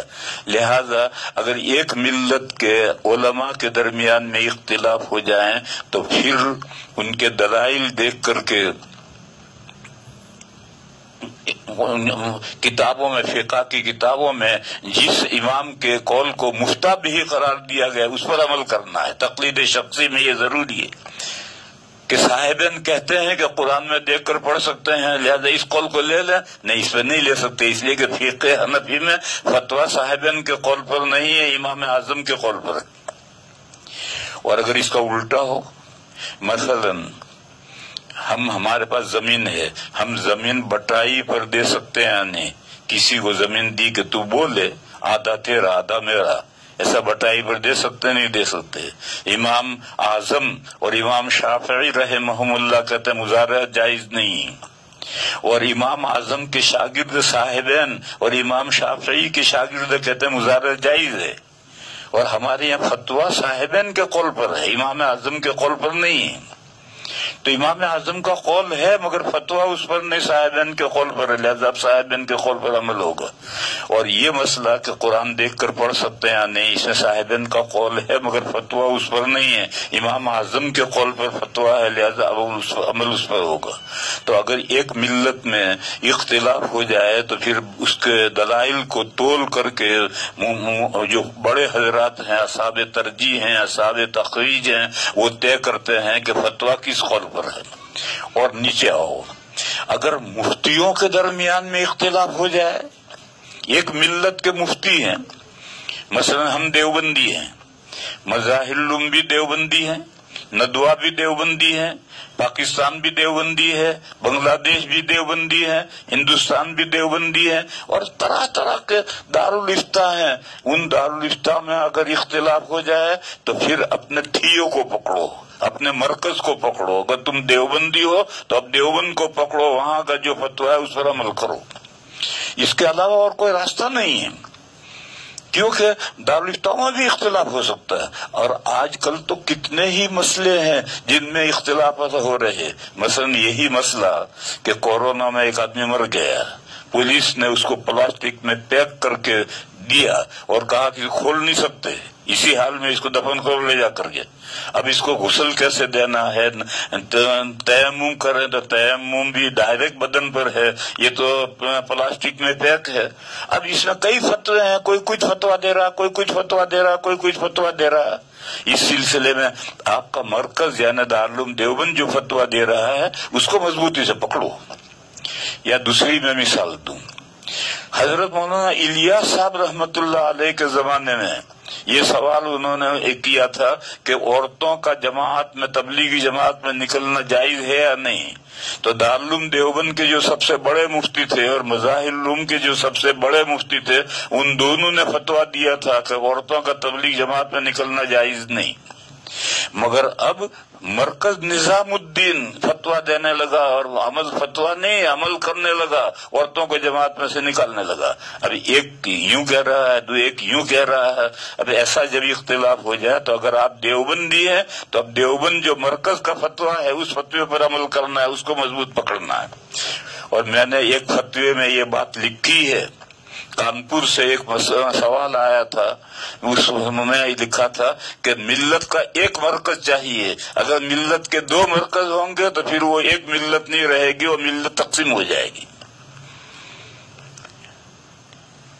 लिहाजा ये उसूल मैंने बतला दिया कि तकलीद जरूरी है, तकलीद शख्सी जरूरी है, और तकलीद के माना है जिसको आपको जिस मुज्तहिद से अकीदत है उसके अक़वाल को लो। फिर उस मिल्लत में हनफियत में अगर मुख्तलिफ अक़वाल हों तो फिर बात के फ़ुक़हा जो मुफतवे के लिए कौल तय करें उसे लो। फिर अगर एक मिल्लत के मानने वाले दारुल इफ्ताओं में इख्तिलाफ हो जाए तो फिर आपके मरकज का जो फतवा है उसे लो। मैं एक मिसाल दूं, आजकल ये मसला छिड़ गया है कि मिना मक्के का जुज़ है या मुस्तकिल है। एक फतवा ये चल रहा है हमारे दारुल इफ्ताओं का कि मिना जो है मक्का का जुज़ हो गया है और मक्का में दाखिल है, लेकिन दारुल देवबंद का फतवा ये कि नहीं, मिना मुस्तकिल हैसियत है, वो मक्के का जुज़ नहीं है। इसी साल का किस्सा है, हज के दिनों में एक मिना से एक फोन आया। अरफा का दिन तो जुमा का नहीं था, उसके बाद जुमा आया था, मीना के दिनों में जुमा आया था। तो एक फोन आया, मीना से फोन आया कि हम यहाँ मीना में जोहर पढ़े या जुमा पढ़े। तो मैंने उससे कहा जा मस्जिद खैफ में जाकर देख वहाँ क्या हो रहा है, वहाँ जो पढ़ा जा रहा है तुम भी खीमों के अंदर भी वही पढ़ो। मस्जिद खैफ मीना में मस्जिद है, वहाँ जुमा पढ़ा जा रहा है या जोहर पढ़ी जा रही है, जाके देख, जो वहाँ हो रहा है वही तुम पढ़ो। फिर उसका जवाब नहीं आया, फिर उसे जाकर देखा, नहीं देखा, क्या हुआ, कोई जवाब नहीं आया। लेकिन जब हाजी आए तो दारुल देवबंद के एक मुफ्ती साहब थे, वो भी हज में गए हुए थे। तो मैंने उनसे पूछा कि भाई मीना के दिनों में जो जुमा आया था तो मस्जिद खैफ में क्या पढ़ा गया? तो उनका जोहर पढ़ी गई। गोया वहाँ ये मसला तय है कि मीना मक्का का जुज़ नहीं है। अगर मक्का का जुज़ है तो वहाँ मीना जुमा पढ़ना चाहिए, जुमा नहीं पढ़ा गया, जोहर पढ़ी गई। तो अब तो फतवा, एक फतवा ये है कि मीना मुस्तकिल है, दारुल देवबंद का फतवा ये है, और एक फतवा ये है कि मीना मक्का का जुज़ है। ऐसा जब एक मिल्लत के दारुल इफ्ताओं में इख्तिलाफ हो जाए तो फिर ऐसी सूरत में असलन तरीका ये है कि आप अपने मरकज को पकड़ें, और आपको बहस करनी हो तो अपने मरकज के मुफ्तियों से बहस करें, लेकिन अमल करना है अपने मरकज के फतवा जो है उसी फतवे पर अमल करना है।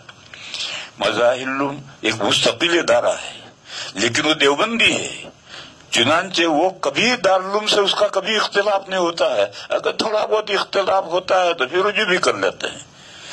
तो इसलिए अगर मुल्लत को मुत्तहिद रखना है तो फिर तरीका उसका ये है। अगर इस तरीके से अगर आप ये कहिए एक मरकज देवबंद है और एक मरकज निजामुद्दीन है और एक उनकी तफसीरें हैं और एक इनकी तफसीरें हैं और एक इनकी हदीस की शरह हैं और एक इनकी हदीस की शरह हैं, एक इनके फतवे हैं और एक इनके फतवे हैं, अगर इस तरह से होने लगेगा तो मिल्लत मुत्तहिद नहीं रह सकेगी, फिर एक मिल्लत नहीं रहेगी, मिल्लत तकसीम हो जाएगी।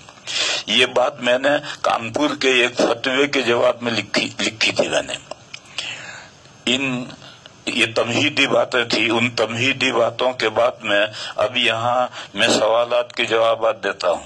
एक सवाल ये है, क्या नमाज में कुरान हाथ में लेकर नमाज पढ़ना जायज है? हाथ में लेने लो या हाथ में न लो? जैसे विक्टोरिया में मैंने देखा था कि स्टैंड पर बड़ा कुरान खुला हुआ है, बस इमाम वहीं से देख कर पढ़ रहा है, اس کی دوسری شکل یہ ہے کہ اسکرین چل رہی ہے، امام کے سامنے اسکرین چل رہی ہے اور وہ پڑھ رہا ہے، اور پھر اسکرین جاتی ہے پڑھ رہا ہے، ہاتھ میں لینا تو کوئی ضروری نہیں، قرآن میں دیکھ کر پڑھ رہا ہے تو نماز نہیں ہوگی۔ نماز میں قرآن دیکھ کر پڑھنے کے عدم جواز پر علماء احناف اکثر دو دلیلیں پیش کرتے ہیں، نہیں کہتے کتابوں میں دو دلیلیں لکھی، علماء نہیں پیش کرتے دو دلیلیں، کتابوں میں لکھی ہیں، اور وہ کتابوں میں جو لکھی ہیں دو باتیں ان میں سے ایک صحیح نہیں ہے۔ جیسے میں نے کہا کہ طواف زیارت حائضہ نہیں کر سکتی، اس کے لیے شرح وقائع میں جو وجہ لکھی ہے وہ صحیح نہیں ہے، اس کی وجہ دوسری ہے۔ عمل کثیر تلقی من الخارج، جہاں تک بات عمل کثیر کی ہے تو صحیح بخاری میں حدیث نمبر کے مطابق حضور کا اپنے نواسی امام کو، یہاں رکو پھر ایک بات اور سمجھاؤں، حدیث اور سنت ایک نہیں ہے، حدیث اور سنت ایک نہیں ہے، حدیث الگ ہے سنت الگ ہے، لیکن بالکل الگ نہیں ہے، تباین کی نسبت نہیں ہے۔ حدیث چار چیزوں کا نام ہے، نبی پاک صلی اللہ علیہ وسلم کا ارشاد، نبی پاک صلی اللہ علیہ وسلم کا عمل، نبی پاک صلی اللہ علیہ وسلم کے سامنے مومن نے ایک کام کیا، حضور نے اس کو برقرار رکھا، اس کو نکیر نہیں کی، تقریر، اور نبی پاک صلی اللہ علیہ وسلم کے ذاتی احوال کہ حضور کے دانت ایسے تھے، سامنے کے دو دانتوں کے بیچ میں ذرا سا کشادگی تھی، آنکھیں ایسی تھی، بال ایسے تھے، کان ایسے تھے، چال ایسی تھی، ڈھال ایسی تھی، یہ چار چیزوں کا نام حدیث ہے۔ کوئی بھی ارشاد چاہے نبوت سے پہلے کا ہو، نبوت سے بعد کا ہو، کوئی بھی عمل، کوئی بھی برقرار رکھا، تقریر مانے حضور نے برقرار رکھا، یعنی ایک مسلمان نے کوئی عمل حضور کے سامنے کیا اور حضور نے اس کو رد نہیں کیا، اس کو نکیر نہیں کی، تو یہ تقریر اور حضور کے اوصاف۔ اور سنت کیا ہے؟ سنت ہے وہ باتیں جن پر مسلمانوں کو عمل کرنا ہے، لہذا نبی پاک صلی اللہ علیہ وسلم کے جو ذاتی احوال ہیں وہ سنت میں نہیں آتے، اس لیے کہ اس پر عمل تھوڑی ہوتا ہے، وہ تو حضور کے ذاتی احوال تھے کہ حضور کی آنکھیں ایسی تھی، ہم اپنی آنکھیں ایسی کیسے بنائیں گے، حضور کے بال ایسے تھے، ہم اپنے بال کیسے بنائیں گے، حضور کی چال ایسی تھی، ڈھال ایسی تھی، یہ ہم کیسے بنائیں گے، لہذا وہ سنت میں نہیں آئیں گے، حدیث میں تو ہیں لیکن سنت میں نہیں۔ اسی طرح سے کچھ حدیثیں منسوخ ہیں، جیسے پہلے یہ حکم تھا کہ آگ پر پکی ہوئی کوئی چیز کھاؤ گے تو وضو ٹوٹ گیا، اب نماز پڑھنی ہو پھر وضو کرو، اور نہایت اعلیٰ درجے کی حدیث ہے توضؤ مما مست النار، بس یہ حدیث تو ہے، قولی بھی ہے اور صاحب پہلے عمل بھی تھا، مگر یہ سنت نہیں۔ اب اگر آگ پر پکی ہوئی چیز کھائیں گے تو وضو نہیں ٹوٹے گا۔ تیسرا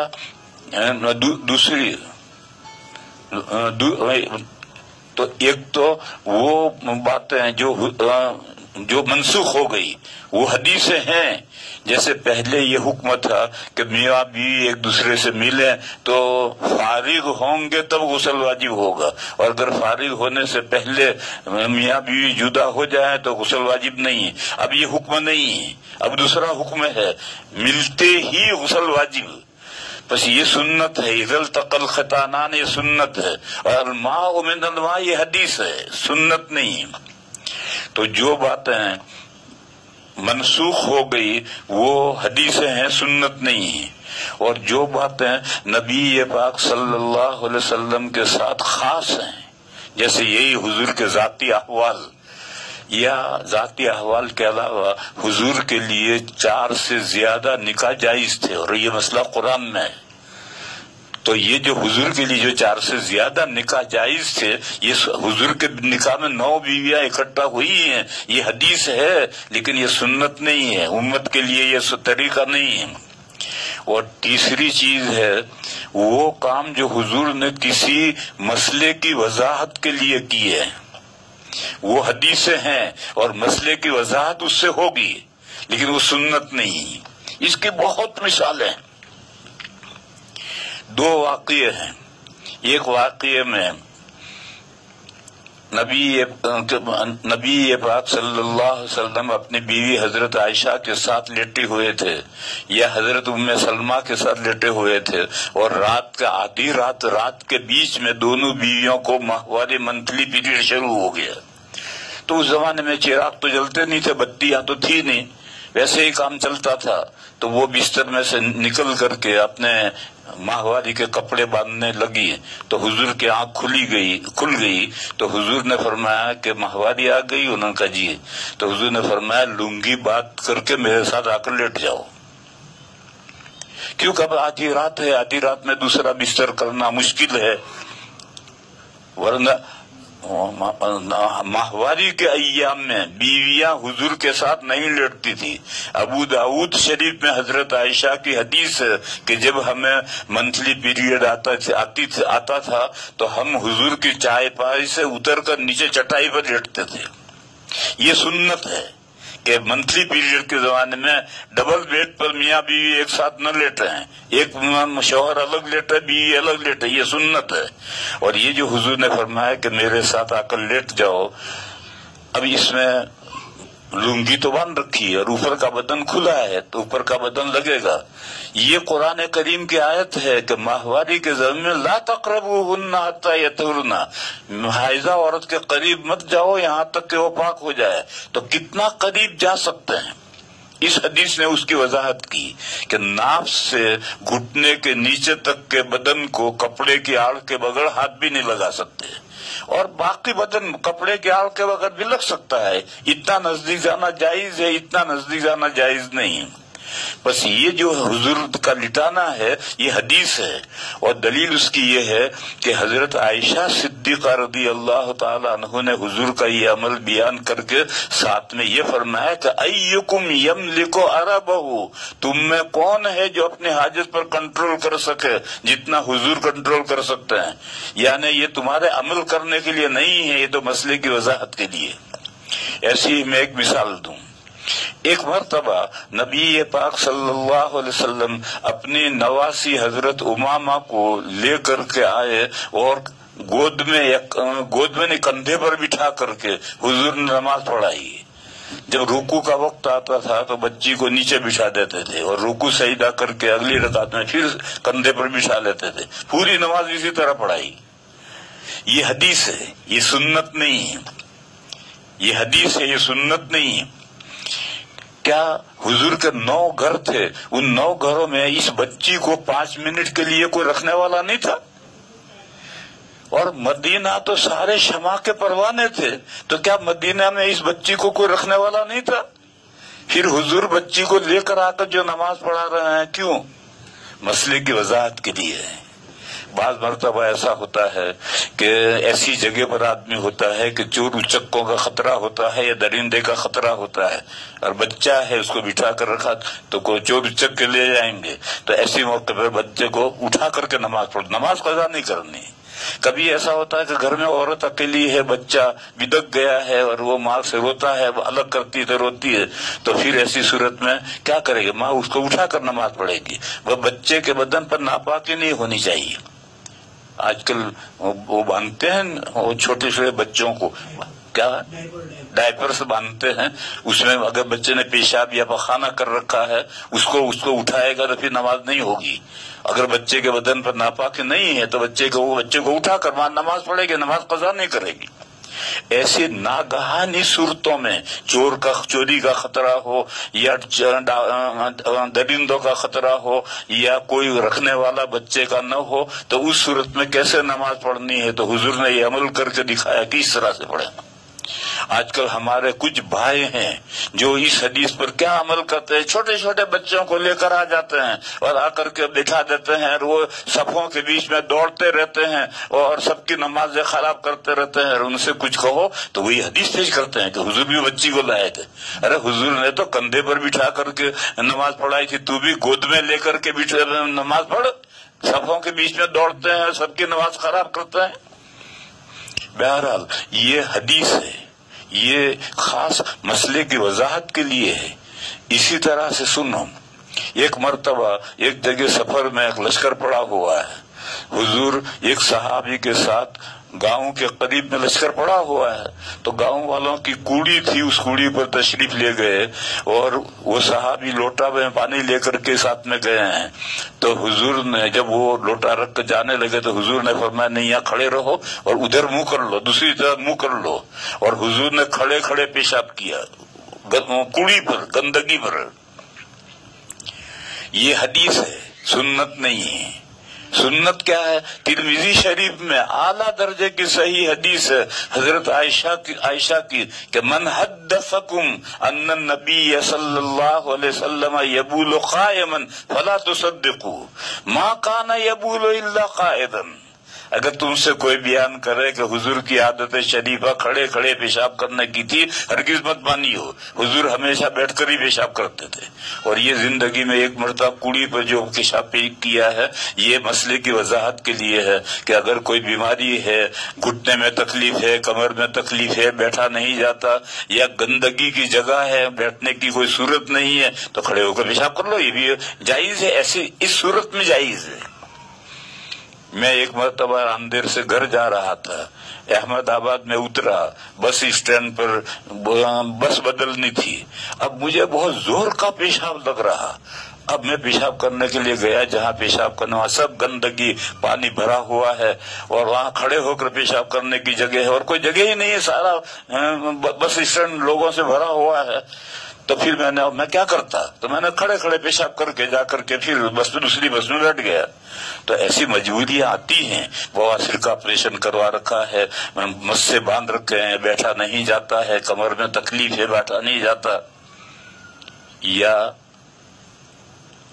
आजकल मेरी सूरत हाल ये है कि मैं ये जो वेस्टर्न टॉयलेट है उस पर तो पेशाब करने के लिए, छोटे बड़े संजय के लिए बैठ सकता हूँ, नीचे बैठूं तो फिर मुझसे खड़ा हुआ ही नहीं जाता। तो ऐसी मजबूरियों के लिए ये अमल हुजूर का है, बस ये अमल मसले की वजाहत के लिए है, ये सुन्नत नहीं है। हदीस है, सुन्नत नहीं है। और खास मौके पर अमल के लिए ये बयान है। ये मैंने 2-3 मिसालें दी कि वो हदीस हैं जिनमें कोई खास बात है, किसी खास वजह से। तो ये जो हुजूर नवासी को लेकर बिठाकर हाथ पकड़ कर नहीं, कंधे पर बिठाकर नमाज पढ़ाई थी, तो ये मसले की वजाहत के लिए था, इसको दलील में नहीं लाएंगे। ये सुन्नत नहीं, ये तो हदीस है। और मेरे भाइयों, तमाम किताबों में बाबुल एतिसाम बिल किताब व सुन्नह लफ्ज आया है, वला हदीस नहीं आया है। बुखारी में भी यही है, मिशकात में भी यही है, और हदीस में भी ये है, अलैकुम बिसुन्नती व सुन्नतिल खुलफा, मेरी सुन्नत पर मजबूत पकड़ो। हदीस का लफ्ज नहीं आया है। और मिशकात में जहाँ ये बाब आया है वहाँ 6 हदीसें हैं। सब हदीसों में सुन्नत को मजबूत पकड़ने का हुक्म है। हदीसों को याद करने का फजीलत बयान की, हदीसों को याद करके आगे बढ़ाओ, उसकी फजीलत बयान की। लेकिन हदीस को मजबूत पकड़ो, ऐसी कोई एक हदीस भी नहीं। हर हदीस में सुन्नत ही को मजबूत पकड़ने का है। बस ये बंदा जो दलील में पेश कर रहा है कि हुजूर नवासी को ले आए थे, ये इस्तेदलाल सही नहीं, ये तो सुन्नत नहीं है, ये तो एक हदीस है, मसले की वजाहत के लिए है। हुजूर सल्लल्लाहु अलैहि वसल्लम का अपने नवासी उमामा का हाथ में लेकर, ये गलत है, हाथ में नहीं ना, कंधे पर बिठाकर नमाज पढ़ाई थी। नमाज पढ़ना साबित है, हालांकि उसमें कुरान हाथ में लेकर पढ़ने की बने से अमल कसीर है। अमल कसीर का तो मसला है ही नहीं, ये तो तलक्की मिनल खारिज का मसला है, और वो तो कौल किताबों में लिखा है मगर उसका कोई एतबार नहीं है। नीज फतावा शामी की इबारत से वाज़ेह है कि कुत्ता हाथ में लेकर नमाज पढ़ना दुरुस्त है, बशर्ते के उसका लुआब न लगे। जाहिर है कि कुत्ता हाथ में लेने से कुरान मजीद हाथ में लेने की निस्बत अमल कसीर ज्यादा है। ये अमल कसीर की बात फजूल बात है, ये तो किताबों में लिखी है, ये बुनियाद नहीं है। जहां तक तलक्की मिनल खारिज की बात है तो सही बुखारी की एक हदीस है, बुखारी में हदीस है, हजरत आयशा सिद्दीक़ा रज़ियल्लाहु ताला अन्हा का गुलाम था, ज़कवान, आजाद कर दिया था या गुलाम था। हजरत आयशा रज़ियल्लाहु ताला अन्हा के मजहब में अपने गुलाम से या गैर के गुलाम से या मुकातब से पर्दा नहीं था।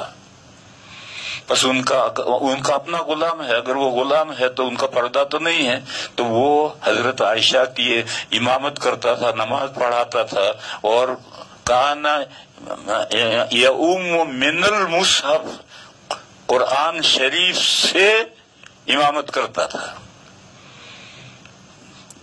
اس کا مطلب یہ بندہ یہ سمجھ رہا ہے کہ قرآن کھول کر، جیسا وکٹوریا جزیرے میں قرآن سامنے تھا، اس کو دیکھ کر کے امام صاحب پڑھتے تھے، اس طرح سے وہ قرآن کھول کر پڑھتا تھا، وہ یہ سمجھ رہا ہے کہ یہ تلقی من الخارج ہے۔ یہاں اس سلسلے میں سب سے پہلی بات تو یہ سمجھنی ہے کہ یہ کون سی حدیث ہے۔ یہ تو ذکوان ایک غلام ہے، اور چلو حضرت عائشہ کے سامنے عمل کر رہا ہے تو حضرت عائشہ اس کو برقرار رکھ رہی ہیں، یہ بھی تو حدیث نہیں بنتی، تقریر نبوی تو حدیث بنتی ہے۔ صحابی کے سامنے کوئی کام ہوا اور غیر مقلدین تو صحابہ کو گھاس ہی نہیں ڈالتے، ان کی اقوال کو، افعال کو، کسی چیز کو، بلکہ خلفائے راشدین کی سنتوں کو بھی نہیں مانتے۔ تو یہ کہاں حدیث ہے؟ دیکھو میں اس کی مثال دوں، بخاری شریف میں حدیث ہے، نبی پاک صلی اللہ علیہ وسلم نے فرمایا کہ صفحہ سیدھی کرو، اس لیے کہ میں تمہیں پیچھے بھی میں دیکھتا ہوں، اگر تمہاری صفحے گڑبڑ ہوتی ہیں تو میں دیکھتا ہوں تمہیں، صفحہ سیدھی کرو۔ یہ حدیث، یہاں تک تو حدیث آئی ہے۔ پھر راوی کہتا ہے کہ صحابہ یہ کرتے تھے کہ پیروں کو پیروں سے ملاتے تھے، ٹخنوں کو ٹخنوں سے ملاتے تھے۔ یہ آئی، اب یہ صحابہ کا عمل ہے، حضور نے نہیں فرمایا کہ تم پیر سے پیر ملاؤ یا ٹخنے سے ٹخنے ملاؤ، حضور نے نہیں فرمایا۔ حضور کی تو ارشاد یہ ہے کہ صفحہ سیدھی کرو، میں پیچھے دیکھتا ہوں۔ اس پر عمل کرنے کے لیے صحابہ یوں کرتے تھے۔ حافظ ابن حجر علیہ الرحمہ جو بخاری کے شارح ہیں، انہوں نے لکھا ہے کہ یہ صحابہ اس طرح سے صفحہ سیدھی کرتے تھے، اور صفحہ سیدھی مبالغہ کرنے کے لیے یہ ہے کہ اس طرح سے ٹخنا ٹخنا سے ملا کر دیکھتے تھے، اور پورا پیر پیر سے ملا کر، اور خاص طور پر ٹخنا ٹخنے سے ملا کر، تو اب بالکل سب سیدھی ہو جائے گی۔ بس یہ تو صحابہ کا عمل ہے۔ اب یہ غیر مقلدین کہتے ہیں کہ یہ سنت ہے، ربی سنت کہاں ہو گئی؟ یہ تو حضور کا نہ ارشاد ہے، نہ عمل ہے، نہ حضور کی کوئی ہدایت ہے، یہ تو حضور کے ایک ارشاد پر صحابہ اس طرح سے سیدھی کرتے تھے، یہ تو صحابہ کا عمل ہے۔ تو اسی طرح سے ذکوان امامت کرتا تھا حضرت عائشہ کے سامنے، تو یہ حدیث کہاں سے بن گئی؟ علاوہ ازیں من المصحف کا مطلب یہ ہے کہ وہ کچا حافظ تھا، اور قرآن رحل میں قرآن رکھا رہتا تھا، ہر 2 رکعت پر بیٹھتا تھا، اور اگلی 2 رکعت پر قرآن دیکھتا تھا، اور بار بار دیکھ کر یاد کر کے پھر اگلی 2 پڑھاتا تھا۔ میں امریکہ میں ڈیٹروئٹ ایک جگہ ہے، وہاں میں نے ایک مرتبہ تراویح کی نماز پڑھی، تو یہ امام صاحب کچا امام تھا، سامنے کچھ نہیں تھا۔ دیکھو مسئلہ یاد رکھو، تراویح میں سامع کے بغیر حافظ کو قرآن نہیں سنانا چاہیے، اس لیے کہ قرآن متشابہ ہے، کہیں بھی اٹک جائے گا، پیچھے سے کوئی لقمہ دینے والا نہیں ہوگا تو گھومتا ہی رہے گا، کیا کرے گا۔ وہ ایک مسجد میں میں نے تراویح پڑھی، تو امام صاحب جو تھے کچے امام صاحب تھے، انہوں نے رحل پر قرآن رکھ رکھا تھا۔ 2 رکعت کے بعد میں کافی دیر تک وہ اگلی 2 رکعت تک قرآن یاد کرتے تھے، پڑھتے تھے، پھر بند کر کے 2 رکعت پڑھاتے تھے، پھر 2 رکعت کے بعد میں وہ قرآن پڑھتے۔ تو یہ بھی کچا حافظ تھا۔ اسی طرح سے 2 4 رکعتیں پڑھ کر کے آگے کا قرآن میں دیکھ کر کے، تو من المصحف کے معنی ہے قرآن میں سے یاد کر کے امامت کراتا تھا، قرآن میں نماز میں قرآن میں دیکھتا تھا۔ اس سلسلے میں تو حدیث صحیح نہیں ہے، بس 50-50 کا چانس ہو گیا۔ 50% یہ احتمال ہے کہ قرآن میں دیکھ کر پڑھتا ہو، اور 50% یہ ہے کہ قرآن ساتھ میں رکھ کر کے سلام کے بعد اس میں دیکھ کر کے اگلی 2 رکعت کا قرآن دیکھ کر کے پھر اگلی 2 رکعت میں پڑھتا تھا۔ اور جب 50-50 کا چانس ہو گیا، اذا جاء الاحتمال بطل الاستدلال، لہذا یہ جو پیش کر رہا ہے کہ یہ تلقی من الخارج ہے، یہ تو اولاً تو یہ حدیث ہے ہی نہیں، یہ تو ایک غلام کا عمل ہے، اور اس کو زیادہ سے زیادہ حضرت عائشہ کو نے اس کو برقرار رکھا، تو حضرت عائشہ صدیقہ رضی اللہ تعالی عنہا کی رائے کو، وہ ایک امت کے مجتہدہ ہیں، لیکن یہ حدیث تو نہیں ہے. اور پھر یہ قرآن میں سے دیکھ کر پڑھنے کے بارے میں حدیث صریح نہیں ہے. 50% یہ احتمال ہے، 50% یہ احتمال ہے، لہذا اس کو دلیل میں پیش کرنا بھی صحیح نہیں ہے. مطابق حضرت عائشہ کے غلام ذکوان کا مصحف میں دیکھ کر امامت کرنا ثابت ہے. دیکھ کر امامت کرنا، یہ اس کے لیے روایت صحیح نہیں ہے. مزید ایک امام ابو حنیفہ کے علاوہ تینوں ائمہ مجتہدین کا موقف احناف کے برخلاف ہے. احناف کے نہیں، امام اعظم کا یہ قول ہے. اور تینوں ائمہ ہے، اور تقلید واجب ہے، تقلید شخصی بھی واجب ہے. بس اگر تینوں اماموں کا خلاف ہے تو بہت سے مسئلوں میں خلاف ہے.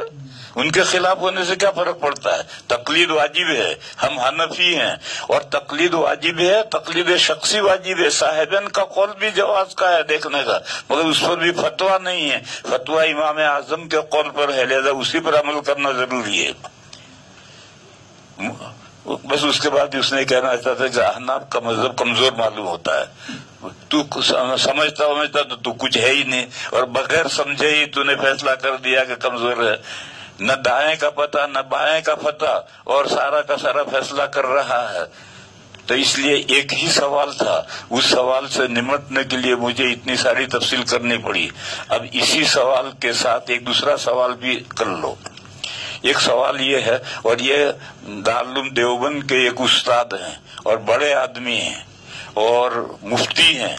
ان کا یہ سوال ہے کہ یہ جو بیماری ہے دمے کی بیماری ہے، اس دمے کی بیماری میں ایک پمپ آتا ہے، انہیلر کہتے ہیں، انہیلر. اس کو پمپ کو کرتے ہیں تو ایک سفید دوا نکلتی ہوئی جاتی ہے گلے میں، اور وہ گلے سے اندر جاتی ہے اور اس سے وہ دوا سانس بیٹھ جاتا ہے. اس کے بارے میں انہوں نے لکھا ہے کہ 3 قسم کے فتوے چل رہے ہیں. فلاں کا یہ فتویٰ ہے، فلاں کا یہ، فلاں کا یہ فتویٰ ہے. اسی کو میں نے کہا تھا اگر ایسی صورت پیش آئے تو پھر اپنے مرکز کا جو فتویٰ ہے یہ لو، اس کو پکڑو، اپنے ٹھیے کو مضبوط پکڑو. دارالعلوم دیوبند کا فتویٰ یہ ہے، دارالعلوم دیوبند کا فتویٰ یہ ہے کہ روزے میں انہیلر، جس کو دمے کی بیماری ہے اس کو بھی روزہ رکھنا ہے، اور صبح سحری کے وقت میں خوب انہیلر لے لے. انشاءاللہ دن پر ضرورت پیش نہیں آئے گی. لیکن اگر خدا نہ خواستہ ضرورت پیش آ جائے اور انہیلر لینا پڑے تو اس سے روزہ ٹوٹ جائے گا. لیکن روزہ ٹوٹنے کے بعد بقدر ضرورت انہیلر لے، اور روزہ قابو میں، طبیعت قابو میں آ گئی. اب اس کے بعد امساک ضروری ہے، اب کچھ کھا بھی نہیں سکتا، اب روزہ افطاری تک امساک ضروری ہے، اور پھر وہ روزے کی قضا کرے گا، کفارہ نہیں آئے گا. دیکھو اس کی میں مثال دوں، یہ ڈائبٹیز جو ہے یہ بھی بڑی باؤلی بیماری ہے. یہ اگر بڑھ جائے تو بہت خطرناک نہیں ہے، لیکن گھٹ جائے اور 80 سے نیچے آ جائے تو پھر بہت مشکل ہو جاتا ہے. مجھے پچھلے سالوں میں 3 مرتبہ روزے توڑنے پڑے ہیں. ڈائبٹیز گھٹ گئی میری. ایک اٹلانٹا میں تھا اور 11-12 بجے شوگر گھٹ گئی، مجھے روزہ توڑنا پڑا. اور 2 مرتبہ شکاگو میں مجھے روزہ توڑنا پڑا، حالانکہ میں نے گلوکوز کا انجیکشن بھی لیا مگر قابو میں نہیں آئی بات، تو مجھے روزہ توڑنا پڑا. تو میں نے شوگر کو بحال کرنے کے لیے جو میٹھا کھانا پڑتا ہے وہ کھا لیا، بس وہ کھا لیا. اس کے بعد پھر امساک، اب دوسرا نہیں کھا سکتے، اب افطاری، اور وہ روزے کی قضا کریں گے. تو یہ جو ڈائبٹیز ہے گھٹنا بڑھنے میں، تو اگر 600-700 تک چلی جائے تو پھر برن ہیمریج کا اندیشہ ہوتا ہے، لیکن ایسا بہت کم ہوتا ہے. لیکن گھٹتی ہے، لہذا گھٹتی ہے تو پھر آدمی اگر 60 سے نیچے آ جائے گی تو کومے میں چلا جائے گا. بس ڈائبٹیز کا اور دمے کا ایک ہی حکم ہے، ڈائبٹیز والے کو بھی روزہ رکھنا ہے. میں 30 سال سے ڈائبٹیز میں ہوں اور برابر روزہ رکھتا ہوں، اور رمضان میں دوائیں آدھی کر دیتا ہوں، انسولین بھی آدھا لیتا ہوں. کیوں؟ مجھے روزہ توڑنا پڑا، میں نے انسولین لیا، کھایا کم، تو مجھے شوگر گھٹ گئی. تو اس لیے رمضان میں روزہ ڈائبٹیز کی وجہ سے روزہ بار بار کھانا پڑے گا، کچھ بھی نہیں بار بار کھانا پڑے گا. ڈائبٹیز کے لیے تو یہ فاقہ بھوکا رہنا، روزہ سب سے زیادہ مفید ہے. اس سے زیادہ میں نے کوئی چیز مفید نہیں پائی. बहरहाल डायबिटीज और ये दमा दोनों का एक हुक्म है। इसमें जब सांस उठ जाता है तो फिर इनहेलर लेना पड़ता है, और इसमें जब शुगर घट जाती है तो मीठा खाना पड़ता है। तो अगर ऐसी जरूरत पेश आए तो इनहेलर ले लो, रोजा टूट जाएगा। फिर उसके बाद इमसाक करो, शुगर घट जाए तो कोई खाकर रोजा तोड़ दो, और शुगर को बहाल हो जाए इतना खा लो, फिर उसके बाद में इमसाक करो। फिर इन रोजों की कज़ा आएगी, कफारा नहीं आएगा।